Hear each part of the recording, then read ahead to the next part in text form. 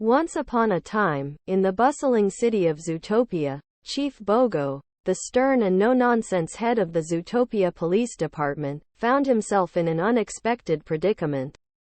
His heart, which he had always kept locked away behind a facade of duty and responsibility, began to flutter whenever he caught a glimpse of a certain someone.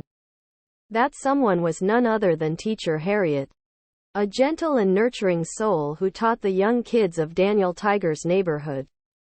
She radiated warmth and kindness, and her smile could melt even the toughest of rhino hides. Chief Bogo had seen her from afar during a community event where the ZPD officers were volunteering, and something shifted within him. He'd never felt this way before, this mix of admiration, curiosity, and vulnerability. It was as if his stoic exterior cracked open, revealing a softer core. But Chief Bogo was a practical mammal. He had a city to protect, criminals to apprehend, and paperwork to file. Love was a distraction he couldn't afford. Yet, fate had other plans. One rainy afternoon, Chief Bogo found himself waiting at the bus stop near Daniel Tiger's school. He'd never taken the bus before, but he'd heard that Teacher Harriet rode it every day. As the raindrops pattered against his thick hide, he wondered if he was being foolish. What business did a stern buffalo have with a gentle human woman? And then she appeared, a vision in a yellow raincoat, her fur slightly damp, and her umbrella struggling against the wind. Chief Bogo's heart skipped a beat. He stepped forward, offering her shelter under his own umbrella. She looked up at him, surprised but grateful. "Thank you, Chief Bogo," she said, her voice soft and melodic. "I'm Teacher Harriet." He nodded, unable to tear his eyes away from her. "Chief Bogo," he replied, feeling oddly tongue-tied. "It's a pleasure." They stood there, raindrops dancing around them, and for a moment, the world seemed to slow down. Chief Bogo noticed the way her eyes shining. Chapter 1. Unexpected Encounters * Chief Bogo, the stern and no-nonsense head of the Zootopia Police Department, had always been a creature of routine. His days were filled with paperwork, meetings, and enforcing the law. But one sunny afternoon, as he walked through the bustling streets of Zootopia, he stumbled upon something unexpected. There, sitting on a bench near the fountain, was a gentle woman named Harriet. She wore a yellow apron and had a warm smile that seemed to melt the ice around Bogo's heart.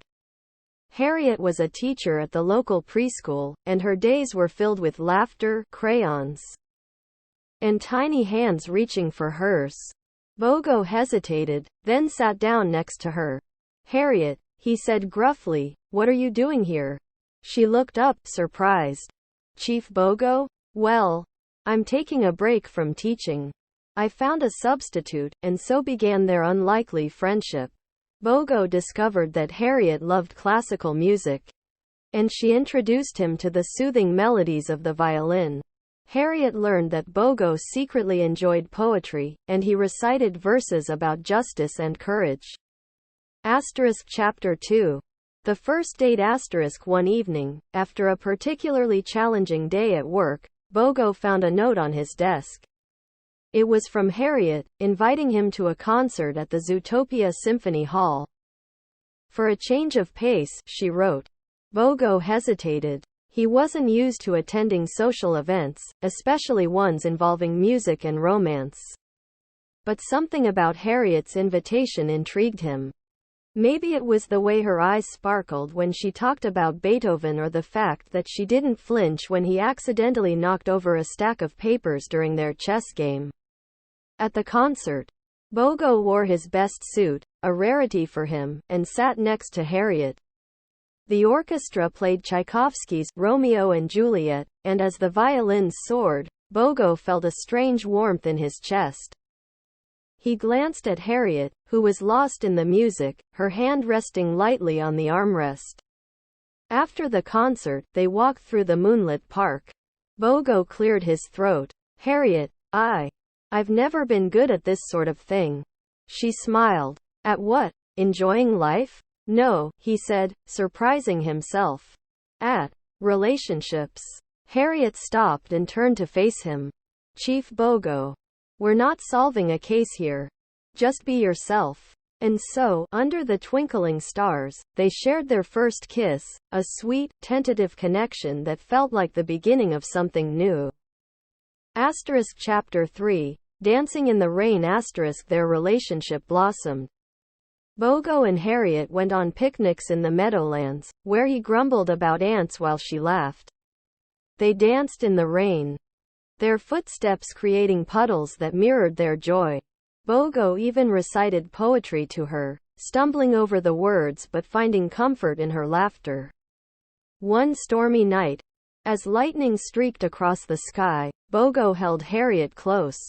I never thought I'd find someone who could tolerate my grumpiness, he admitted. She kissed him, raindrops mingling with their smiles. Maybe we're an odd pair, Chief Bogo, but we fit together. And so, in the heart of Zootopia, where predators and prey learn to coexist, Chief Bogo and Teacher Harriet found their own harmony, a melody of love, justice, and unexpected joy. Note: this romantic tale is a work of fiction, inspired by the characters Chief Bogo from Zootopia and Teacher Harriet from Daniel Tiger's Neighborhood.